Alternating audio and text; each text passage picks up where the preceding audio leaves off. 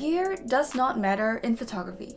Or does it? Some people say that it surely does. For instance, you can't expect to get the same bokeh when you're setting your aperture at f4.0 versus when you turn it down to f1.8.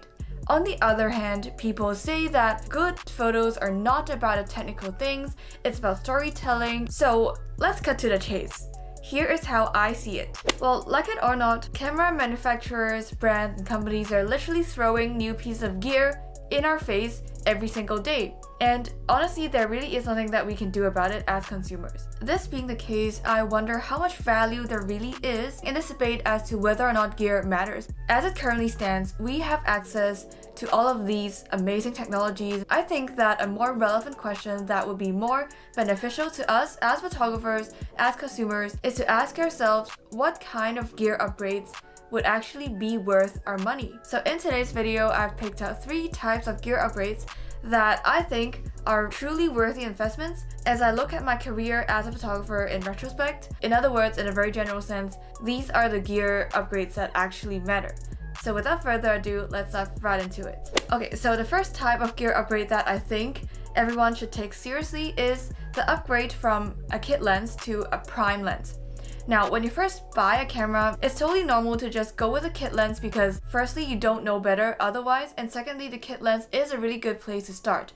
It's a good place for you to get a feel of what kinds of photos you're gonna be able to make from that camera, and it's generally a versatile lens that would suit your needs in most types of situations. However, as you shoot more, you'll probably realize that there are some genres of photography that you're more into than the others, and that is when you probably need to upgrade your lens because you have a more specialized interest within the various niches in photography. And there are 2 main reasons as to why you would want to get a prime lens and why this decision is important. Firstly, getting a prime lens gives you the opportunity to actually know a focal length well. When you work on a zoom lens, it's extremely likely to be the case that most of the compositions are achieved with the zoom function. So you can conveniently recompose a shot by turning the zoom ring without having to move an inch. You don't really have to move that much and you don't have to reposition yourself relative to the subject. Speaking from a practical standpoint, there really is nothing wrong about this. You will eventually end up with a shot that you're decently happy with.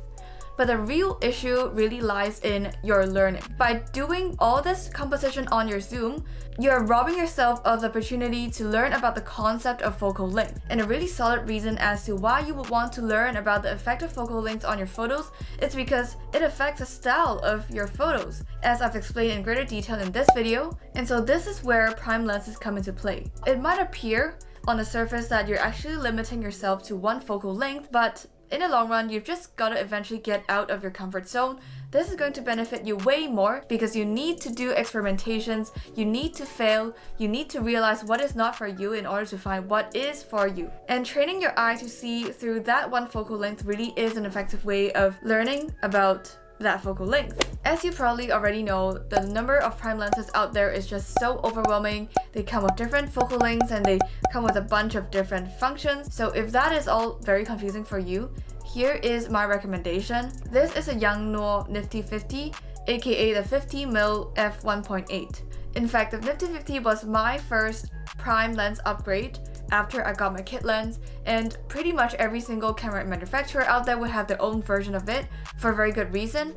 First of all, 50 is a very versatile focal length. If you want more details on that, check out this video up here.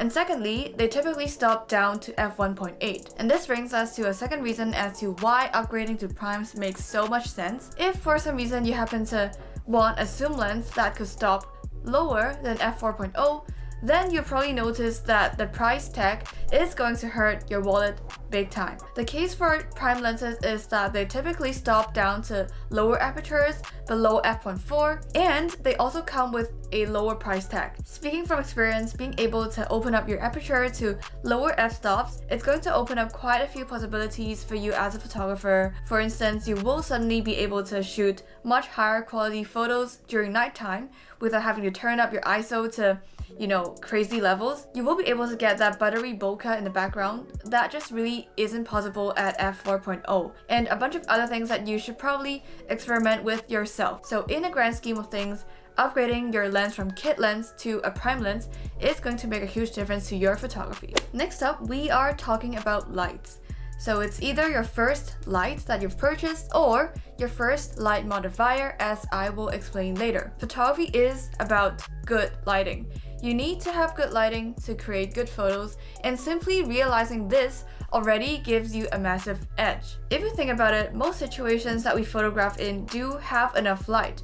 For instance, on a cloudy day, technically you can get decently exposed photos without adding an external light. Another example would be shooting indoors where the lighting is kind of dim. You can still get away with turning out your ISO. For the most part, most of the photography activity actually takes place under lighting situations that are, borderline sufficient. It could appear that external lights are not necessary because you can appear to solve the problem with the exposure triangle. However, getting your first light is totally going to change how you perceive this. At this point, I think it's worth noting that we need to be cautious in our understanding of the exposure triangle. Now, apparently the ISO is one of the 3 things that make up the triangle together with aperture and shutter speed. However, ISO is different from the rest of the 2 in a sense that it doesn't actually increase the amount of light that's entering the sensor.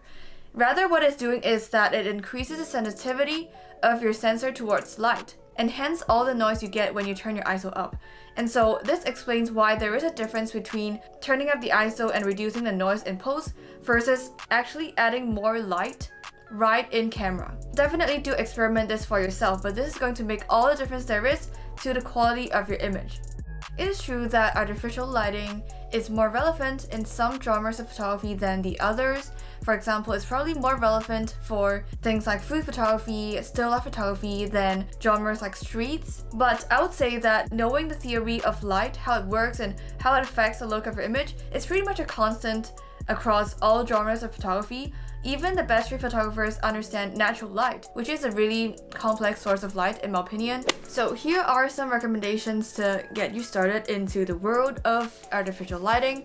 The first one that I would recommend anyone to get is a hot shoe flash. This is a great place to start. It's super easy to use. You just basically mount it onto the hot shoe of your camera. This model I have over here is so old, it's pretty much obsolete today. Yongnuo has replaced it with the Mark 3s and 4s, which are still available today in the market. These are not only good for learning purposes, but they actually are going to stay with you for a long while. It's going to fit in a wide variety of light modifiers, it's going to be really portable in many situations, and it's going to save your ass, simply put. If you want more information on flashes, go check out my articles on my blog. There you'll find more information as to how to actually operate a flash. The other piece of equipment related to light is a reflector. Now, this is not a light source in itself, so in case you don't feel like jumping into lighting straight away, this would be a great alternative. Again, because of time constraints, I cannot go into detail as to how you would use a reflector on set. However, I do have this video right here. Reflectors are worthy investments because, as I've said, in most situations, you don't actually have insufficient light.